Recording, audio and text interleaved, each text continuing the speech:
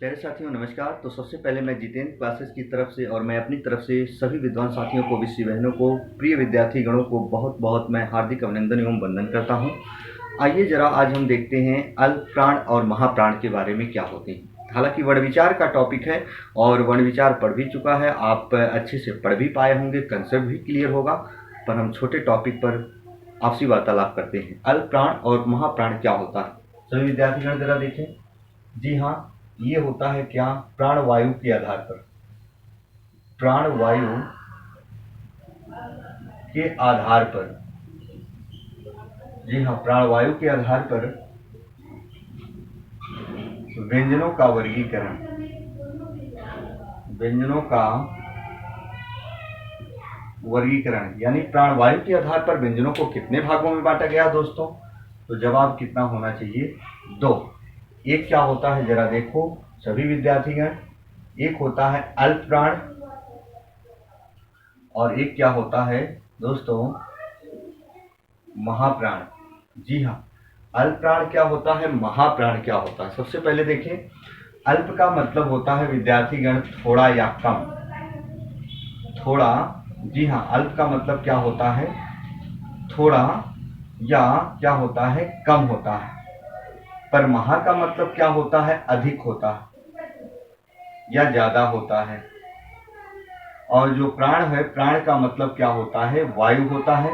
और यहां भी प्राण का मतलब क्या होता है, वायु होता है। जी हाँ, हुआ क्या, हमारे हिंदी भाषा भाषी के विद्वान साथियों ने कुछ ऐसे नियम निकाले। उन्होंने कहा कि कुछ ऐसे स्वर या कुछ ऐसे व्यंजन होते हैं जिसको पढ़ते समय हमारे मुख से कम मात्रा में वायु निकले, उसी को अल्प प्राण। जिसको पढ़ते समय अधिक या ज्यादा मात्रा में वायु मुख से बाहर निकले, वही को महाप्राण कहा जाता है। आइए जरा देखते हैं महाप्राण क्या होता है। सबसे पहले हम बात करेंगे महाप्राण पर। तो प्रत्येक वर्ग का, जी हाँ, क्या होता है, प्रत्येक वर्ग का दूसरा और चौथा वर्ण, दूसरा और चौथा वर्ण क्या होता है, महाप्राण होता है। अब दूसरा और चौथा वर्ण कैसे क्लियर हो, याद रखना, इस पर हम टॉपिक बना चुके हैं बहुत अच्छे से। आप वर्ण विचार पढ़ें, पूरा लगातार पढ़ें प्यारे साथियों, तहलका मचाओगे, मेरी गारंटी है। प्रत्येक वर्ग का दूसरा और चौथा वर्ण क्या होता है, महाप्राण होता है। और 5 वर्गों में स्पर्शी व्यंजन को विभाजित किया जाता है। स्पर्शी व्यंजन कितने होते हैं, 25 होते हैं। उनको 5 वर्गों में बांटा जाता है, कचटतप जिसका नाम होता है। हर एक वर्ग में 5-5 वर्ण होते हैं। तो जब दो दो पकड़ के ले आओगे, 5 वर्ग होते हैं, तो जो यहाँ रिजल्ट शो होगा कितना होगा, 10 होगा।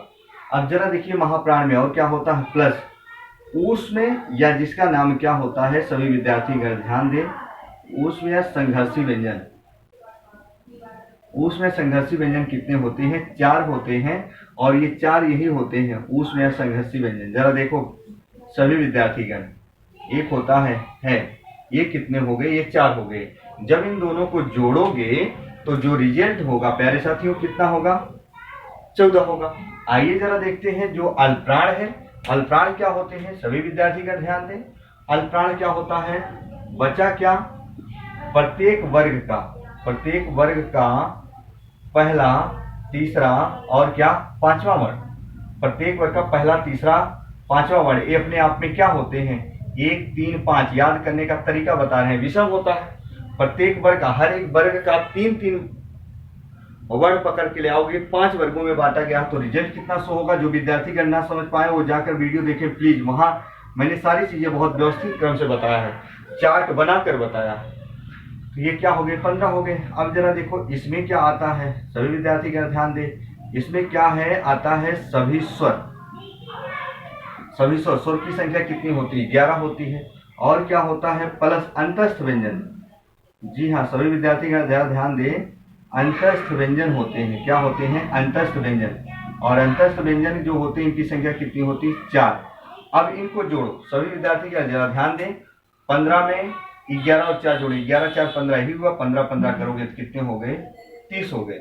आपसे कोई कहे अल्पप्राण की संख्या कितनी होती है हिंदी व्याकरण में, तो अल्पप्राण की संख्या 30 होती है। महाप्राण की संख्या कितनी होती है, 14 होती है। जी हाँ विद्यार्थीगण, यदि प्रश्न आपसे ये पूछा जाए पॉइंट वाइज, याद रखिएगा क्या, कि प्राणवायु के आधार पर जी हाँ, प्राणवायु के आधार पर व्यंजनों की कुल संख्या, व्यंजनों की कुल संख्या कितनी होती है?